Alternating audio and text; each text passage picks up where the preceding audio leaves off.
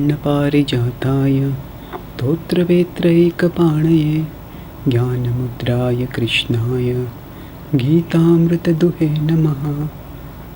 Hare Krishna. Welcome back to the Bhagavad Gita Bhakti Shastri course. We discussed in the previous class about the Chaturshloki Bhagavad Gita and how it gives the essence of the Gita based on its context and its content. So the context was how it comes after Krishna has said that I am going to speak the Paramam Vachaha, the supreme words, and Arjuna gives his understanding, conclusive understanding after that. And the content is it covers Sambandha Videya Prayojana. It shows how Jnana is a part of Bhakti and it is integrated into Bhakti. So let's look at one more aspect of this Jnana and then we'll move forward to the next verses. So there's a symbiotic relationship between knowledge and devotion. 10.8 describes knowledge leads to devotion. Iti matva bhajante mam buddha bhava samanvitaha. So iti matva, one who understands this. What does one understand? That Krishna is the source of everything. He is the ultimate reality. So bhajante mam bhava samanvitaha. A person acquires knowledge and becomes wholeheartedly devoted to me. So here Krishna is telling that knowledge about me will lead to devotion. But then in the subsequent verses 10.8 to 10.10 and 11, what does he say? He says devotion will lead to knowledge.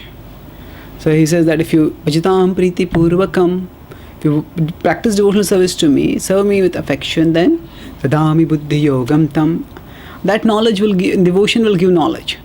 So how is this going about? First Krishna says knowledge leads to devotion, then devotion leads to knowledge.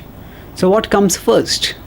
Actually, there has to be some basic philosophical understanding about Krishna, but as we render service, knowledge deepens and the knowledge increases our affection further. And when we serve Krishna with affection, then Krishna gives greater knowledge to us. So there's a symbiotic relationship between the two. This knowledge which Krishna is talking about, both in the beginning and in the end, this has got nothing to do with impersonal jnana, because the first knowledge which he's talking about is the knowledge of Krishna's glories. That is, aham sarvasya prabhava mattah sarvam pravartate. I am the source of everything, I am the sustainer of everything. And then after that, the second knowledge that is talked about is buddhi dami buddhi yogam tam yena mamupayanti te. This is also knowledge which enables one to come closer to Krishna, to return back to Krishna. So this is also bhakti anukul jnana. So either way, this is knowledge of how glorious Krishna is and knowledge of how to go closer to Krishna. But this is not talking about impersonal jnana.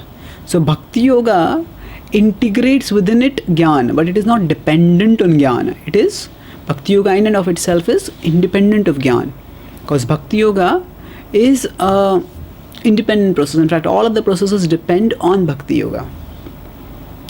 So whatever knowledge is required, even when whatever knowledge is acquired, say for example when we are studying philosophy right now, are we following the process of jnana yoga? No, we are doing shravanam kirtanam vishnu smaranam. We are doing bhakti. So our purpose is Krishna, our process is Krishna, and the source is also Krishna. That means knowledge we are getting is not from some impersonal source, it is from Krishna himself. And then our purpose is also not that we want to go to some light beyond Krishna, it is Krishna. And our process is also centered on Krishna. We are discussing about Krishna. So in that sense, it is not bhakti pratikul jnana, it is bhakti anukul jnana. So now after this, Arjuna speaks his understanding of the essential message of the Bhagavad Gita. So Arjuna vacha param brahma param dhama pavitram paramam bhavan purusham shashvatam divyam adidevam ajam vibhum ahustvam rishaya sarve devarshir naradas asito devalo vyasah swayam chaiva bravishime. So here it is described, Arjuna is saying Param Brahma. So you are the Supreme Brahman. Now, the Mayavadis and the impersonalists are very fond of speaking the Vedic aphorism, Aham Brahmasmi. It's definitely true. We are Brahman. And this has been considered by Shankaracharya as one of the Mahavakyas of the Upanishads, which is also fine. But then, what is its meaning? It is not saying Aham Parabrahmasmi. It is simply Aham Brahmasmi. So I am Brahma. That is definitely true. But beyond my being Brahma, there is a higher reality. And that higher reality is the reality of Krishna, who is the Parabrahma. So I may say that I am an Indian, and the Prime Minister of India may also say the Prime Minister is Indian. So if I say I am an Indian, the Prime Minister is Indian, therefore I conclude I am the Prime Minister. No, that is not correct. There is in Brahma also there is diversity amidst unity. Now there is in spiritual level there is all the unity of everything is Brahman, but within that Brahman there are levels of reality. There is diversity amidst unity. So then Param Brahma, Param Dhama. Dhama means abode. You are the supreme abode. As Krishna has told earlier in the 9th chapter, Matsthani Sarva Bhutani. In one sense, everything resides on him. And then he is so in the sense of the maintenance of the universe, Krishna is ultimately maintaining everything. Of course, he's not burdened, as Krishna has also said in 9th chapter when he said, Namachamatstani Bhutani. We discussed that inconceivable relationship earlier. But the important point is that Param Dhama, he is the ultimate abode. Where he is the abode for all of us. He is not different from his abode. Golok Vrindavan is once not different from Krishna. So that's where we want ultimately to go. That is the supreme destination where we'll become happy. And he is also the supreme abode for our heart's aspirations. We pin our hopes on some person or some plan or something. I think once I get my own house, once I get my own car, once I get the job, once I get that spouse, we pin all our hopes on those things. Those become the abode of our aspirations, abode of our dreams. But actually, they are all fallible shelters. They cannot give us permanent solace. But Krishna is Param Dhama. He is the ultimate abode. Pavitram Paramam Bhavan. Pavitram Paramam. The supreme. Supreme Pavitram and Paramam. So Pavitram Paramam can be seen as you are the purest and the greatest. So Pavitra is, actually we have discussed Apapaviddham, that Ashnaviram Shuddham Apapaviddham Kavibhir Manishi Paribhu Swayambhu Yatha Tito Arthan Vidya Chashvatibhya Samabhya. So Apapaviddham Shuddham, Prabhupada translated as prophylactic and antiseptic in the Ishopanishad. In Mantra 5. So,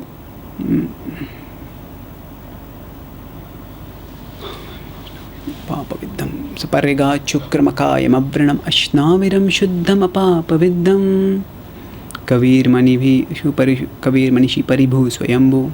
So, actually, this mantra 8, where it talks about the learned person understands the absolute truth to be supremely pure. So, pure and purifying.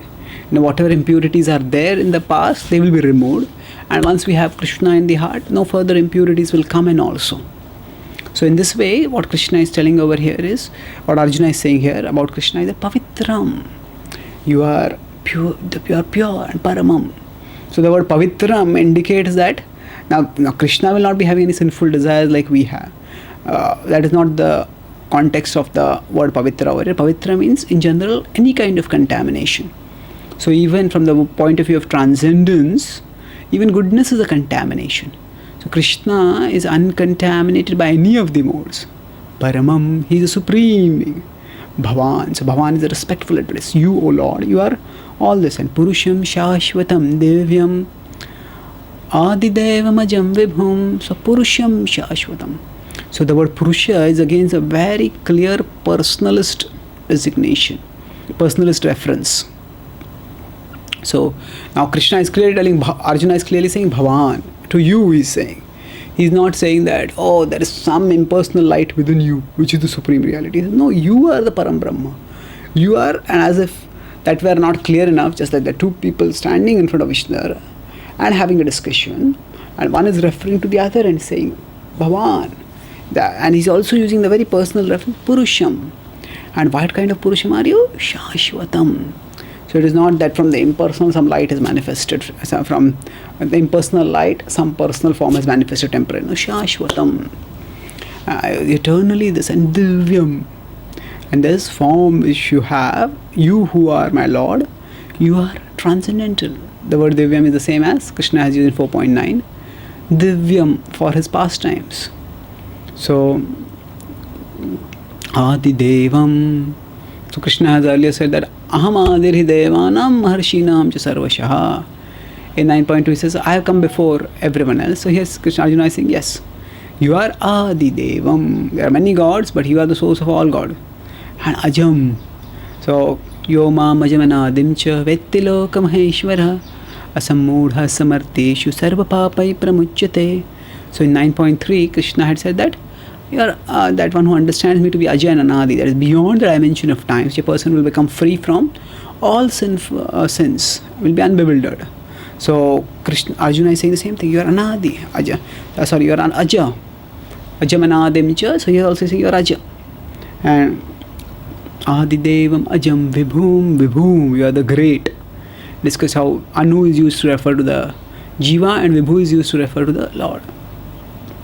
Now, sometimes when two friends are discussing and one friend gives an eloquent speech, the other friend, in just the mood of friendly banter, may say, hey, you are the greatest speaker in the whole world. You just want to encourage the friend, and when among friends there might be some exaggeration also, that's understood. So is it like that over here? The Krishna and Arjuna are friends, so Arjuna just wants to eulogize, even if it is not true and even if it involves some exaggerations. So somebody might argue like this, but actually this discussion which is happening is a very serious discussion. Right in the start of the discussion, when it was on a casual front, when it was on a friendly front, Krishna did not give any instruction. Krishna says, come on, kutastva kashmalamidam. In 2.2 and 3, Krishna said that, okay, don't be weak-minded. Come on, buck up and fight. But then Arjuna took that discussion to a deeper level by saying, Pruchhami tvam dharma sammudha chetaha. He says, I'm asking you what is dharma, and I'm surrendering to you. Shishyasteham shadhimam tvam prapannam. He says, I am becoming your disciple. Instruct me. I am surrendering to you, prapannam. So Arjuna has taken that decision to a very serious level. And if we look what Krishna has spoken from 2.11 onwards till 10.11, actually Krishna is not just having some friendly chit chat. Krishna is having very deep philosophical discussion. So if we look at what the nature of the discussion, then we'll understand that this is not, it's most unlikely that it will be just some insubstantial exaggeration. But Arjuna, he also speaks something else which counters this point. He says that, sometimes our friend may say, oh my friend, you are the world's best batsman. Now one friend may say that to another person. But if that says, that all the world's best cricket commentators, all the world's best cricket experts, they all say the same thing. Say, why would they say the same thing? Now they don't have to exaggerate. They are experts in that subject. If they are saying it, then this person must really be among the best batsmen in the world. So now Arjuna is saying that it's not I alone who's saying this. Actually, the great authorities who have studied the Vedic subject very exhaustively, they are saying it. So that he correlates here by saying that Ahustvam Rishaya Sarve. Ahustvam Rishaya Sarve. All the great sages have said this. And he gives some specific names also. Devarshir Naradas Tatha. Narada has said this. And Asito Devalo Vyasaha. and Asita Devala Vyasa. Now among the Narada and Vyasa, their names will come again in the same chapter when as the Vibhutis of Krishna. Devrshinaamaham Naradaha. Krishna will describe that among the sages, among the celestial seers, I am Narada. And Muninamapyaham Vyasaha. Among the great Munis, I am Vyasa is describing. So they are also Vibhutis of Krishna. The point is, even Krishna acknowledges these special position, and that's what Arjuna is also now. So when Arjuna is quoting them, he's actually quoting very great people over here. And if we study the Mahabharata, there are many occasions where Arjuna has heard the same thing about Krishna from these great sages. The Mahabharata, the massive book, 110,000 verses, huge. In fact, it is the world's longest poem. Not just the world's longest poem. Before the Western world came to know about the Mahabharata, Iliad and Odyssey were considered to be among the longest poems. But the Mahabharata is 7 times longer than both these Germanic sagas, Iliad and Odyssey combined together. It's massive. And in that Mahabharata, Narada makes his appearance at various points, Vyasa makes his appearance at various points, and they have all spoken the glories of Krishna at various places. So this is narrated in the Mahabharata, and Arjuna has also heard about it in various occasions. So he's saying, Devarishina asito devalo vyasaha swayam jaiva bravishvi me, and you yourself have spoken this. That means that Krishna, say, I am saying this, but what is the basis for my saying it? Actually, it's not just my understanding, it's what the sages have said, and it's what you have said just now. So how does this add to the authority that you yourself have said it? Krishna, if Krishna is the absolute truth, and then he is speaking something while giving a philosophical explanation of reality, then that has to be taken as an absolute authority. In fact, Krishna's authority is the ultimate authority because he is the absolute truth. So in this way, Arjuna is giving the understanding that Krishna is the absolute truth. He is personal, he is transcendental, he is eternal, he is pure. He is the supreme Brahman, and he is the ultimate truth overall. So this is what Krishna's discourse has produced this understanding in Arjuna.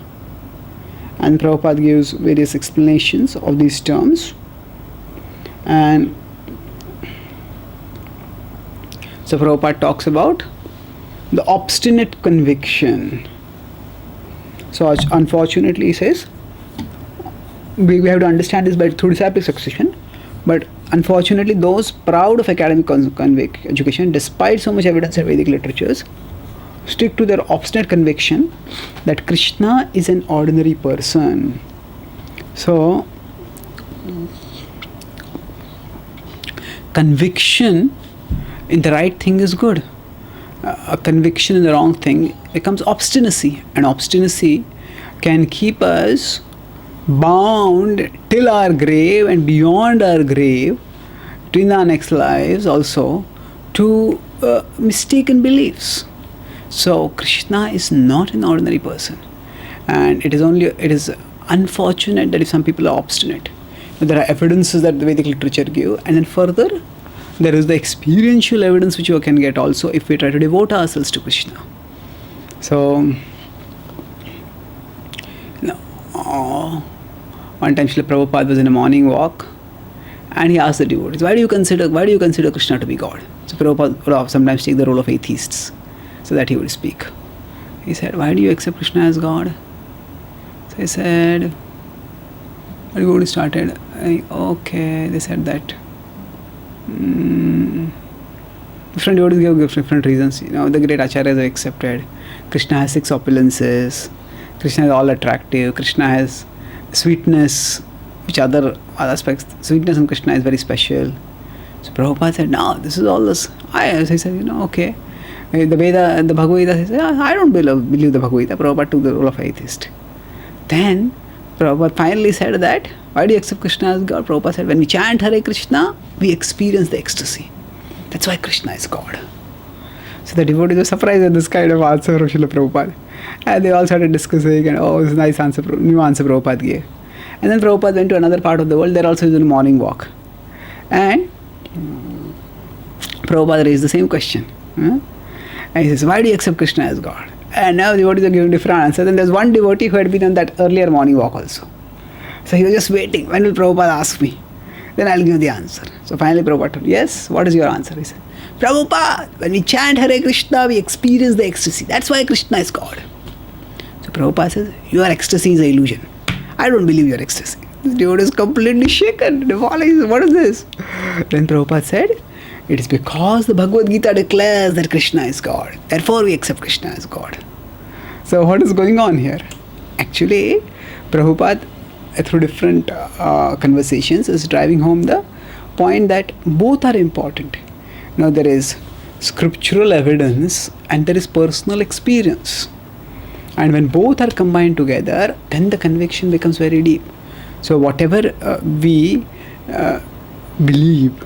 believe first based on scriptural evidence, and after that, it's not just a matter of belief, where the scripture also gives a process for inner transformation. And when there's inner transformation, there is personal experience that comes out. So scriptural evidence plus personal experience leads to conclusive understanding. So that way, that's how a devotee's conviction becomes very deep. So we start from we have to have scripture's authority, and along with that experience. If we only argue based on scripture, then there can be an endless debate going on, because anybody who wants to claim any belief, that person will draw some scripture quotation from somewhere and try to demand, this is the reality, this is the reality, this is the reality. Tarko apratishtha shrutayo vibhinna. And there's a Professor Stoll with whom Prabhupada had a debate. The devotees wanted to arrange with the university so that they could have a course on Krishna consciousness as a part of the curriculum of a university. So when that was going on, so there was this Professor Stoll who was a respected professor of Hinduism, and he said that these devotees spend too much time uttering a mantra. The devotees that wanted that, those who joined the course, they also had to chant Hare Krishna regularly. So they are spending too much time instead of studying Hinduism, they're just chanting mantras. That is not required. And he says anyway, in the Hindu scriptures, the mantra chanting is not told. And then when the devotees reported this to Prabhupada gave a long list of verses telling how these all talk about the chanting of the Hare Krishna mantra. And then that professor, he replied back, he says, no, you said this mantra says this, but it actually, you quoted this verse, but it actually means this. And you quoted this verse, but it actually means this. This actually means this. And then when he wrote back, then Prabhupada wrote back and he said that, actually, these are verses and the meanings are clear enough. And he says, whenever there's a law, whenever there's a court case, that different lawyers will present the arguments from different perspective, present their respective arguments, but then the decision is made by authority, that's a judge. So he says that for us the judge is Lord Chaitanya, and he has told that actually there is no process as potent as chanting of the holy names. Harer Nama, Harer Nama, Harer Nama eva kevalam, kalau nastyeva nastyeva, nastyeva gatir anyatha. So chant the holy name, there's no other way. Both of them are said 3 times over here. So he said that this is our authority, and then the process of debate doesn't lead to any conclusion. So Prabhupada had a few exchange of letters, and after that it dropped off. But Prabhupada said the scriptural basis for Krishna consciousness. Prabhupada had this conversation published as a booklet also at those times, and it comes in Science of Self-Realization also. Now if we read it, it may appear as if Prabhupada has not really refuted that Stoll's explanations. Prabhupada has given adequate evidences and reasoning, but Prabhupada just makes the point over there that if somebody just wants to go around arguing based on quotes, it can be endless. Bahu Shastra Bahu Vakya Chitta Brahma hai, Sadhana Sadhya Sreshta na hai Nishchay. So Shastras, there are many scriptures, and Bahuvakya. Within that also there are many meanings. Bahushastra, Bahuvakya. And each of them, each verse can be interpreted in different ways. And because of that, Na Bahuyastra, Bahuvakya. Chitta Brahma. Brahma. I do not know what is the conclusion. Sadhana Sadhya Sreshta. What is the ultimate, what is the best means, what is the ultimate goal? Nahai Nishchay. One will not be able to understand. So therefore, what one has to do is, one has to focus.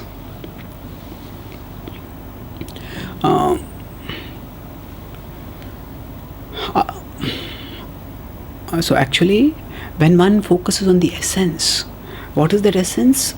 If you look at the scripture, there's adequate evidence for the chanting of the holy names.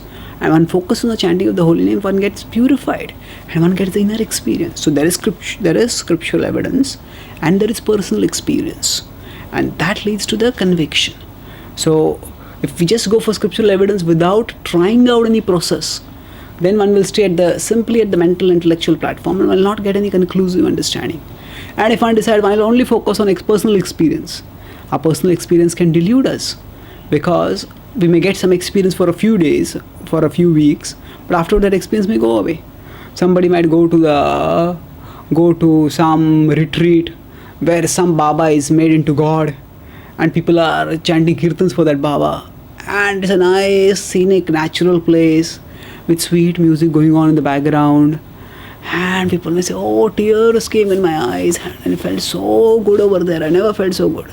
Now that was the transformational experience. I accepted that person as God. Now, actually speaking, we can't rely only on our experience. Experiences are no doubt important, but experiences have to be based on scripture, because otherwise the experiences may just be mental experience which will come once and they will go away. They will not be repeated. So what differentiates the experiences in the path of bhakti, in the path of bhakti yoga specifically, bhakti yoga is the process of devotional service by which we connect with God, is that the experiences are repeatable, they are verifiable, and they are also, in a general sense, predictable. The process that we are following, it's well delineated. So that rarely happens when people have these sentimental kinds of experiences. So when both are there, then it's a very potent process. Then it's a very potent way of deepening our conviction. So now, this is the essential conclusion of the Gita. That Krishna is the absolute truth. And Arjuna will make it clear again in the next verse further. Sarvam etadritam manye yanmam vadasi keshava nahite bhagavan vyaktim vidurdevana danavaha. So sarvam etad ritam manye. Sarvam etad. All that you have said, ritam. Ritam means, actually I accept it. It is true. It's all true. Ritam manye yanmam vadasi keshava. Mama vadasi, what you have spoken to me, O Keshava, I accept it all. Nahite bhagavan vyaktim. Oh, you absolute truth. Oh, you, O supreme person, your personal, whatever you have revealed to me, vidurdevana danavaha. Actually, this is not easy for even the gods to understand, what to speak of the demons. The devana danavaha. So the point is, Krishna is telling, I accept everything that you say. I accept everything that you say. Nahite bhagavan vyaktim. That actually bhagavan vyaktim. Your personality, your nature, the way you have manifested yourself, what you have revealed to me about your absolute truth, bhagavan vyaktim, it's not easy to understand. So there are two different points in this verse. First is that, my dear Lord, I accept what you say. And then I also acknowledge that it's not easy to understand you. So what is the connection? It's saying that when we accept Krishna, it's not necessarily that we have to understand everything what Krishna has said. There will be some things which we will not be able to understand. So then, rather than saying that they are false, we just suspend judgment about them. We understand that certain things may require some purification for us to be able to understand them. So we suspend judgment about them. I accept what you say, but how it is true, there are things about you that even the Devatas can't understand, and what to speak of me. And now Krishna goes, now Prabhupada says that this is the way the Bhagavad Gita is to be understood, not half-hand logic. Half-hand logic, we know, is that just take one part of the Gita, whatever is convenient, whatever agrees with our philosophy, and whatever doesn't agree, we reject it. So, if one has that kind of attitude, then person cannot make much spiritual advancement. So, if somebody says that, people think that they have their own opinion about God, and there was a Christian talk show, like a TV radio show or something, where people come and ask questions. Or some person said that, I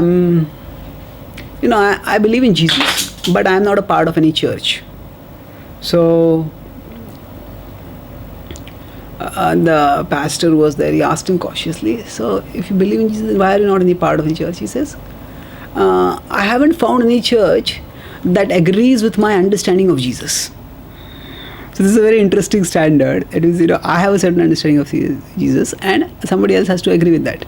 And I have to find a church which agrees with that. So it's like saying that I'm a patient and I'm not taking any treatment. Why? Because I haven't found any doctor who agrees with my diagnosis. The doctor is the doctor supposed to agree with the patient's diagnosis, the patient with the doctor's diagnosis. Now, it may happen that today there may be many religious organizations which may be interpreting things improperly, and people have to be cautious about it, and such kind of skepticism may be warranted in many occasions. But the point is, ultimately, the patient has to agree with the doctor, not the doctor with the patient. If it's saying that I have to find a doctor who agrees with my diagnosis, then we have got the whole thing upside down. We have got the idea that the carriage has to come before the horse. So the horse is going to pull the carriage, not the carriage the horse. So sarvameta dhritam manye. He says, I accept everything that you say. Now, here let's look at one important point. How do we understand that there is some section of the Gita is its conclusion?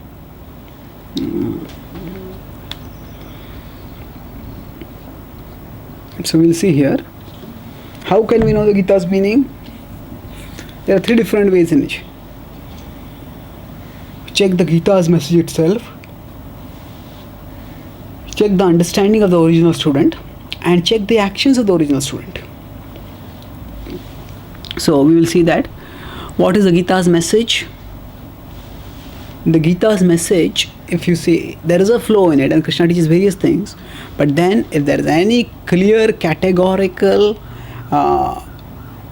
unequivocal declaration that is made at the end of the Gita in 18.66, when Krishna tells, give up everything else, sarva dharman parityajya mam ekam sharanam vraja.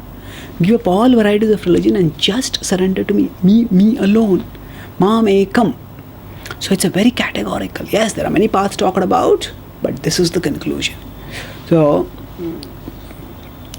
generally, there can be many things which are taught. For example, when a teacher is trying to instruct a student, teacher may instruct at various levels. But what the teacher teaches at the end, that is the conclusion. And especially the teacher also says that, okay, whatever I have taught us, forget it. This is what I want you to do. So 18.66 is like that. And apart from that also, we can see what is the, if you want to know there's a conversation between two people, a teacher and a student, what was the essential message that was taught? We can look at what came at the end, conclusion, the teacher's statements. Then we can see what was the student understood. If the student gave some understanding, if the student's understanding was wrong, the teacher would have corrected the understanding. So now here Krishna has spoken and Arjuna is giving his understanding, Param Brahma Param Dhava. So do we see Krishna correcting, oh no, don't think that I am Param Brahma. There is some Brahma which is beyond me. And that is what you have to meditate on. Krishna doesn't correct Arjuna like that. So whatever understanding Arjuna has given, Krishna accepts that. And this is the correct understanding. So the understanding of Arjuna that is spoken by him, that is told over here. And then we can also look at the action of the original student. If somebody speaks, this is my understanding, that may be twisted and misinterpreted. But then we can look at the action. So what is the action? We don't see at the end of the Bhagavad Gita, Arjuna trying to do some impersonal jnana meditation. Arjuna acts in devotional service to Krishna. So we have to check out the actions of the original student, and the actions are very clear. He acts in devotional service. He works, and his work is also in the mood of devotion. So before that, we can look at the Mahabharata also, what happened afterwards. So essentially, if we let the Bhagavad Gita speak for itself, it's very clear that Krishna is the absolute truth, and devotional service to him is the best means to that absolute truth. So now if you look at the importance of 18.66, as I was mentioning, sometimes some people may say there are some verses which seem to be contradictory, which seem to contradict each other. So if contradictory statements are present in the conversation of book, how to resolve? The normal logic is the later statement is given higher precedence than the earlier statement. Why? Because the conversation is developing. Another point is, here with respect to 8.166, the irrefutable logic is that later statement rejects the earlier statements. And that's what 18.66 does. So now let's move forward to the next verse.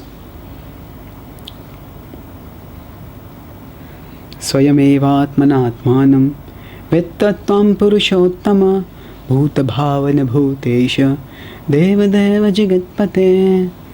So Swayam evatmanatmanam. So actually, you alone know your glory. So Krishna is telling Arjuna that actually, or to speak of, I not know, understand you fully, the Danavas not understanding you fully, or Devatas not understanding you fully. Actually, no one except you alone understands you. So Krishna has told it from his side that Vedaham samatitani, I know everything. So Krishna is acknowledging this, Arjuna is acknowledging this over here. He says, Evatmanatmanam vettatvam purushottama, you are Purushottama and you alone know your glories. And then he gives various describers, Bhuta Bhavana Bhutesha Devadeva Jagatpate. So actually 5 epithets are used here by Arjuna to glorify Krishna. First is Purushottama. There are many Purushas, I am also Purusha. But you are Purushottama, you are the supreme Purusha. So Purushottama, and then after that Bhuta Bhavana. Bhuta Bhavana means you are the source of all living beings, that Krishna has talked about several times in the Gita, that all living beings come from him. And not only are you the source of all living beings, a father may have begotten some children, but the children go out of control. Father cannot control them. But Krishna is not like that. Bhuta Bhavana Bhutesha Bhutesha. You are the controller of all living beings. Deva Deva Jagatpate Deva Deva. You are the God of all gods. So what Krishna has earlier told about how he himself gives, when the Devatas give blessings, it is he who is giving the blessing, power the Devatas to give blessings. That he is the ultimate object of worship. So Arjuna is acknowledging, Deva Deva Jagatpate. Jagatpate, you are the master of the universe. So you are the best among all persons. Not just you are the best among all persons, actually you are the source of all persons. Not just the source of all persons, actually you are the controller of all persons. And there may be many controllers who have some power to control the various gods. But you are the God of all gods. Even the gods worship you. We know whenever the Rakshasas become extremely powerful and malevolent, at that time the Devatas go to Vishnu for help. So you are Deva Deva. And then you are Jagatpate. You are the master of the whole universe.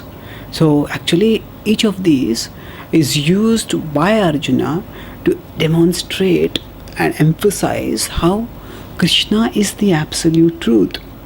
So now after this, here in this verse more or less Krishna concludes his understanding. And Prabhupada explains how each of these words mean different things. Now from here onwards to the next few verses, Arjuna will make a request. Arjuna has given his understanding from 12, 13, 14, 15, 4 verses. But now he starts making a request. Vaktumarhasya asheshena divya hi atma vibhutaya yabhir vibhutibhir lokan imam stvam vyapitishthasi vaktum arhasya. He says, speak my dear Lord, asheshena, in detail. Divya hi atma vibhutaya. Divine indeed are your own glories. So So the word Atma can refer to soul, or Atma can refer to one's own. See, the word soul, it can, this is my life and soul. So a mother may say to the child, you are my life and soul. What does it mean? It's not that the soul of the mother has come out of the body and is staying in the child. Actually, that is a way of saying that the word soul is sometimes used in metaphorical sense. You are the life of my life. You are my essence. So like that, Atma Vibhutaya, your own Vibhutis. Divyahi Atma Vibhutaya, ya bhuir Vibhutibhir lokam. Imam Stvam Vyapitishthasi. So your opulences, by your opulence you have pervaded the whole of existence. And Vaktum, please speak about them. Please speak about your opulences. And how should you speak about them? Asheshena. You deserve to speak in detail. Shesha means to remain. Asheshena means without keeping anything and holding anything back. Just speak unreservedly. Bhaktumarasya sheshena ya divyaya atma vibhutaya, your divine opulences. And what kind of opulences? By which you have pervaded this world. Imamstam vyapitishthasi. So from here onwards, Arjuna is actually accepted Krishna's conclusion, and Arjuna has become enlightened. But Arjuna is thinking about common people.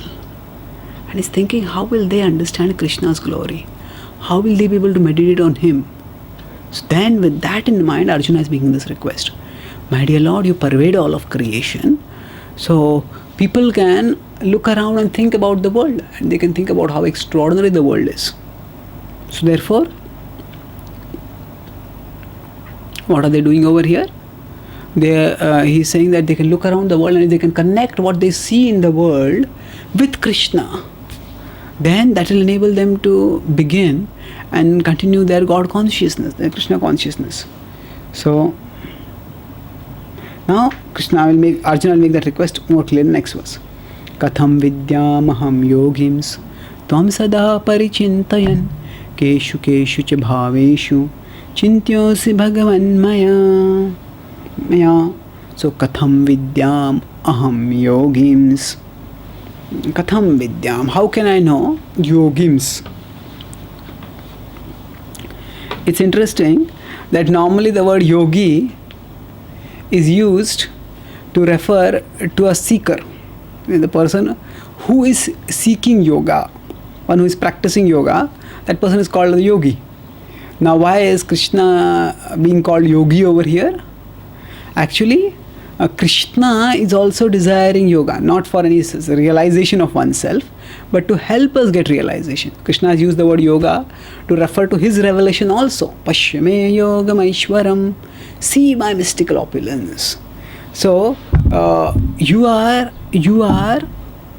mysteriously connected with all the universe. Actually, Sanjay will refer to Sanjay will refer to Krishna also as Yogeshwara and Mahayogeshwaro Hari Darshayamasa Parthaya Paramam Rupam Aishwaram. In the 11th chapter we'll see, and Krishna displays universal form. At that time Sanjay will use the word Mahayogeshwara to refer to Arjuna, to refer to Krishna. And then in the conclusion of the Bhagavad Gita in 18.78 also, Sanjay will refer to Krishna as Yatra Yogeshwaro Hari Yatra Partho Dhanurdhara. So there also Lord Hari, Lord Krishna is referred to Yogeshwara. So that Krishna is not like any ordinary yogi, that is understood.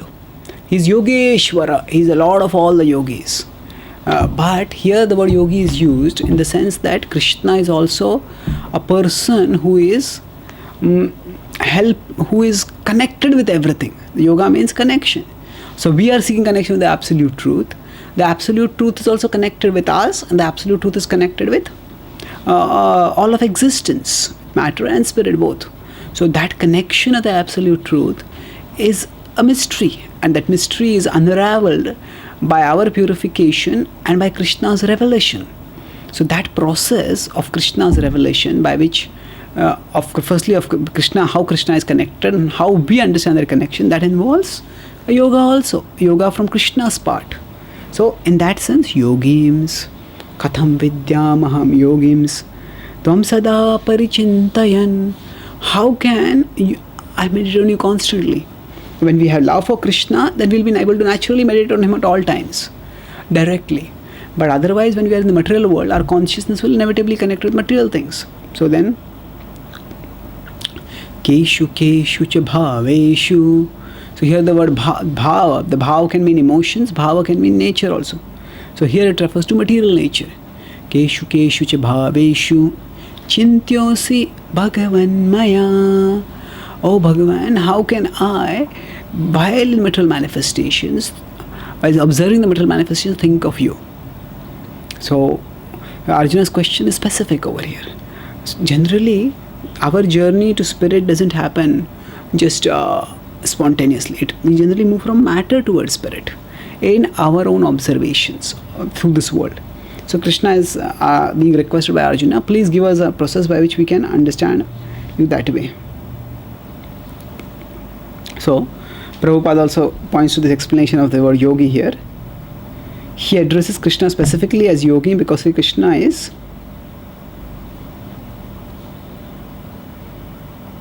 covered over by, he is the master of Yoga Maya. So because he is the master of Yoga Maya, so he can reveal himself if he so desires. And that is the desire of the Lord over here, desire of Arjuna over here. So he is the master of the Yoga Maya energy by which he is covered and uncovered to the common man.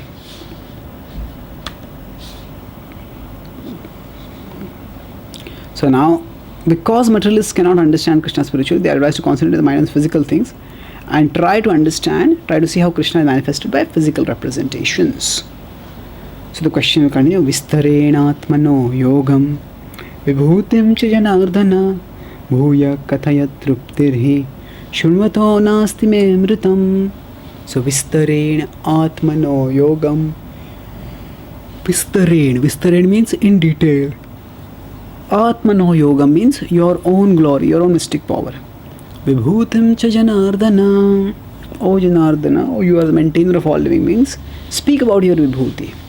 Bhuya kathaya truptirhi.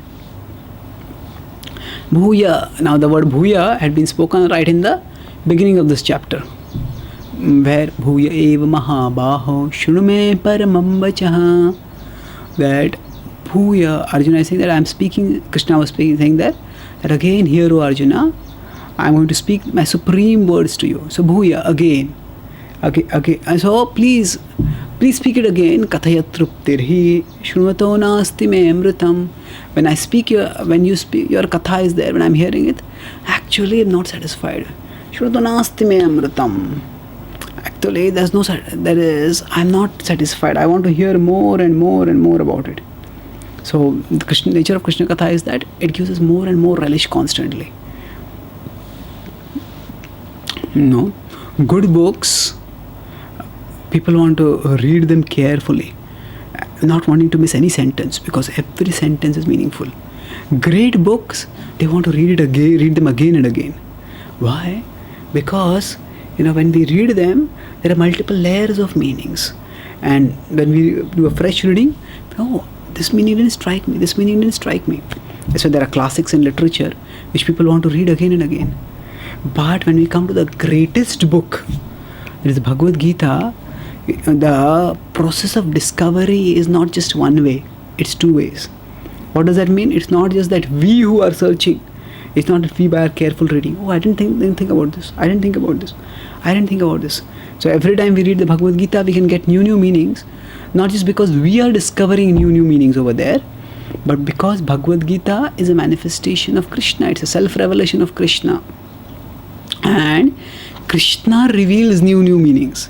If Shakespeare has written Hamlet, and people say, I will read 100 times that book because there is so much depth in the poetry and the imagery and the meaning. Now Shakespeare is not present in Hamlet. It's not that Shakespeare will do the Dami Buddhi Yogam, will give some intelligence to people to understand that. No. And of course Shakespeare is not God, and whatever the artistry, the poetry, the imagery that is there, at a material level where it is there, we give credit for that. And people can read it many times and they will relish it.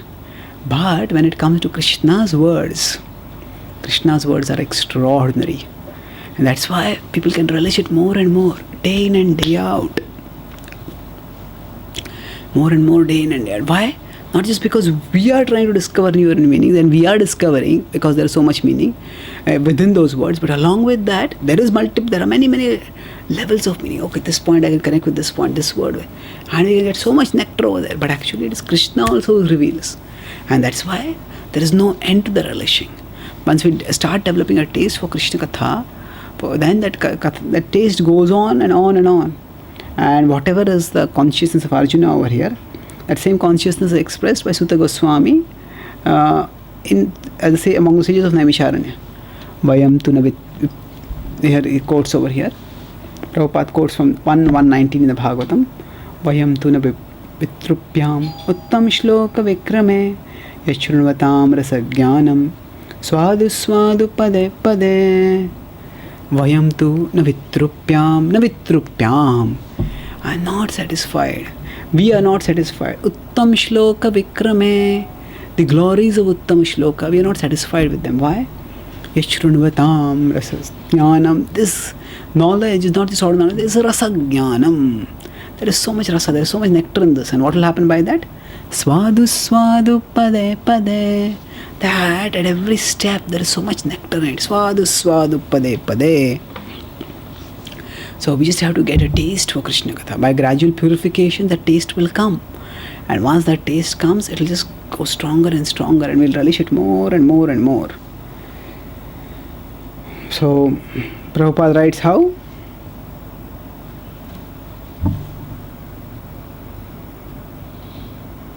The Puranas are histories of bygone ages that relate to the past time, the various incarnations of the Lord. In this way, the reading matter remains forever fresh despite repeated readings. Why? Because it is the pastime of Krishna. It is Krishna himself who is manifesting through those wonderful pastimes and giving us the opportunity to relish those pastimes, to relish his own glories. So we see how Chaitanya Mahaprabhu, he would like to hear the pastime of Dhruv Maharaj, the pastime of Prahlad Maharaj, hundreds of times. And why was he so eager? Because he was relishing. It was not just some theoretical intellectual understanding that he was getting. It is actually a revelation of the sweetness of one's object of love that one was getting. So actually people generally have a concept of newness in terms of externals. Say people want to have something new. Oh, I want to have a new dress, a new watch, a new cell phone, a new computer, a new house, or a new spouse. I want something new. So people think of newness only in terms of externals. But actually, even if they get all these new things, internally what is happening? All these new things boil down to the same old experiences, isn't it? All these new things, what experiences they can offer us? They can offer only the experiences of eating, the pleasures of eating, sleeping, mating, defending. What is a person going to do with all these new things? Ultimately, it all boils down to these pleasures only. So therefore, the externals may be new, but the internals are not new.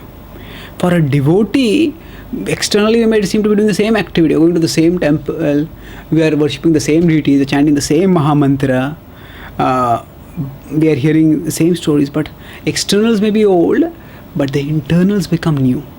Why? Because as our love for Krishna becomes awakened, by hearing the Krishna Katha more and more, the impurities go away, our original love for Krishna becomes revived, awakened, and by that we connect more and more with Krishna. And because Krishna is unlimited, therefore the joy that we get from connection with Krishna is also unlimited.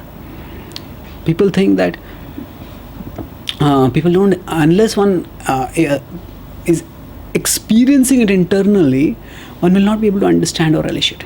We have to see it not from outsider's perspective, but from insider's perspective. Bhakti Thakur would give the example of trying to lick a honey bottle from outside without opening the lid. So when we actually are emotionally and devotionally connected with Krishna, then the same activities can give us richer and richer experiences.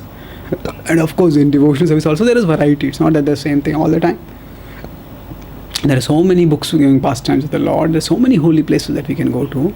There are so many incarnations of the Lord. There are so many holy names of Krishna also. So there is variety also. But our goal is not to newness in the external sense. It's newness in the internal sense. And that newness in the internal sense is relished when we go deep in our relationships with Krishna. So generally, for example, people in science, when they want to discover some new concept, they discover the new concept and think, oh, this is so wonderful, I discovered this concept. So that actually the exciting thing is the discovery. Once some equation has been discovered, then after that, okay, it becomes a mathematical, mechanical function. You use it to calculate things. Then the thrill goes out, and then we want to make some new discovery. So in material life, the excitement is in discovery. So we may feel, is there something new to discover in spiritual life also? Actually, in spiritual life, it's not so much a discovery of a new concept as it is a recovery of a lost map. It's not a discovery of a new concept, but the recovery of an old map. This map is the map which shows us the pathway to Krishna. So we get the map and then we move along the map. When we move along the map steadily onwards, then what happens? Ultimately we reach Krishna. And Krishna is our long lost beloved. So if we had a childhood friend, and after that we meet that person after a long time, then that person still knows us and remembers us and loves us. And then when we meet that person, actually there's a joy in that reunion. So similarly, when we reconnect with Krishna, the greater our reconnection, the greater is the joy. And Krishna is not like any ordinary person. His glories are not limited. His glories are unlimited. And that's why the joy that comes in relishing His glories is also unlimited. And it is that joy that Arjuna is relishing. And Arjuna is requesting Krishna, please describe to me these glories so that I will relish them, and world will also come to know how they can think of you, and they can also join me and all the devotees in relishing your glories. So in response to this, Krishna will start speaking in the next verse, describing his glory vibhuti in the next almost 21 verses of this chapter that we'll discuss in our next class. Thank you very much. Hare Krishna.